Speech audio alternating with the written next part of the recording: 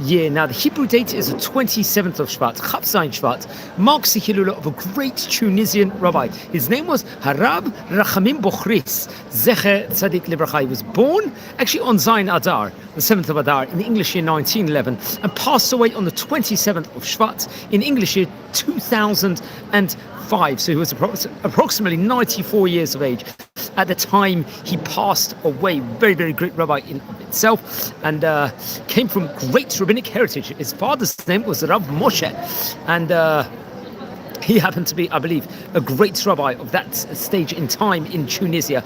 And his mother's name, I believe, was Rabbanit Zaima, if I'm not mistaken. And born in 1911 in Jerba. Remember, Jerba had a great Torah Jewish community of that year in of itself, of their very, very great community. He was actually, it was reported over, Rabbi Rachamim was named after his grandfather, who was the chief rabbi of Jerba in this time. His father, Rabbi, interesting enough, I believe his father himself happened to deal in trade, worked in trade business in of itself, and he would learn under the great rabbis in the vicinity in of itself. I think including Rabbi Shalom Cohen, Rabbi Moshe Cohen, and Rabbi Chayutah Cohen, another great rabbi we've spoken about on various occasions before on this series. Now, come what the year 1945, he would make Aliyah with his wife, Rabbanit Mazino, I hope I pronounced her name correctly, and they moved to Eretz Yisrael at that point in time, and they would dwell inside the moshav over there,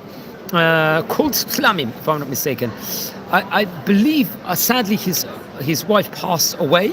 I mean, a period after when they were in this area. And he would get married to Rabbanit Rechana, I believe.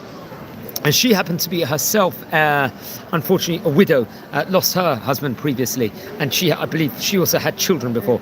And they would actually move on to live in the village of Yavne. And afterwards, they would move to Bnei Brak over there. And that will be the place, let's just say, where they will spend a long, long time in of itself. For Parnassa, as well as being a great rabbi, teaching and learning Torah the whole time, he had various different Parnassa networks, different workings in of itself. I believe he would sell, if I'm not mistaken, spices, tavlinim, as we say in Hebrew.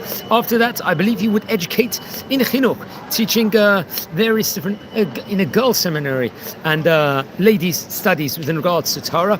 And will be in, I believe, also reported over work in the Bar Ilan University. So it's very much in the academic field also, which is very interesting. We don't speak so much about great rabbis that would actually work in universities. He very much was one working at Bar Ilan University.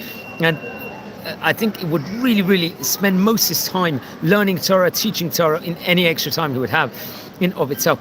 And I think he would actually deal with Torah even while he was especially inside the university, and very much spend his time with this.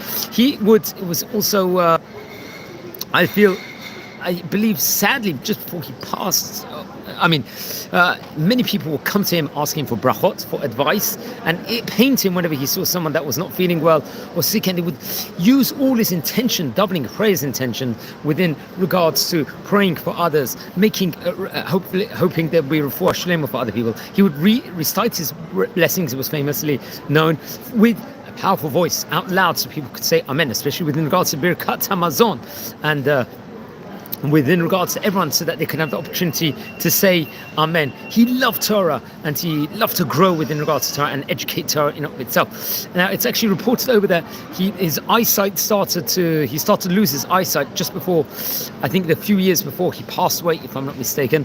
And it really, really pained him at that point in time, because he couldn't learn Torah, or regretted, as I say, he didn't deal with Torah the whole amount of time.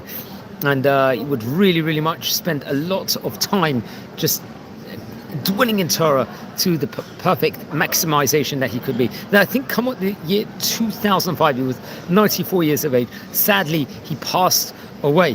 He did. And I think he passed away in Bnei Brak, if I'm not mistaken. That was the place that he was in. Now, he wrote great Torah books in of itself. I think in the year 1978, He would, his book called the Lev Rachab, I believe, was a Torah colossal work in of itself, and there was on Torah, on Masechet Avot, naturally it's Pirkei Avot, ethics of the fathers, which we learn about also, on various different Masechtot of Shas, also on Tehillim, the book was expounding on Megillot, I believe maybe possibly the 5 different Megillot inside the Torah, very much connected to Purim, Tisha B'Av, Sukkot, so on and so forth, and various different writings was left in manuscript form in of itself, which has to be pointed out, and just shows the greatness within regards to the rabbi. He was very, very much penning his work and wanting people to benefit to the added zenith as could be possible. Now, he was from Tunisia. We spoke about many of the great rabbis from Tunisia, from Jerba.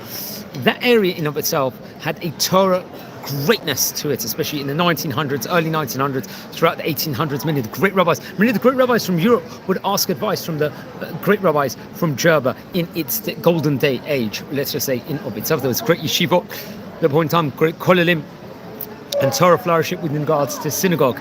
And he very much, I think he lived in Tunisia for 34 years before he made Aliyah. Remember, there's a huge wave of Aliyah coming from Tunisia, going to Eretz Israel, especially in the 1940s, especially at the time of the founding of the state. And he very much had an integral part in Israeli society. Please, everyone, don't forget to light candles in his memory. His Hilula is on the 27th of Shvat. Friends, we're a community here, and we're learning about the great Oriental rabbis of yesteryear. If you happen to be related to any of the great Rachamim we are speaking about, please let me know. And if you feel anyone will be interested in watching these videos, share the videos with other people. And don't forget to subscribe to the channel. We're nearing 6,000 subscribers at the time of recording. So wishing you well, take care, and blessings from Israel, everyone.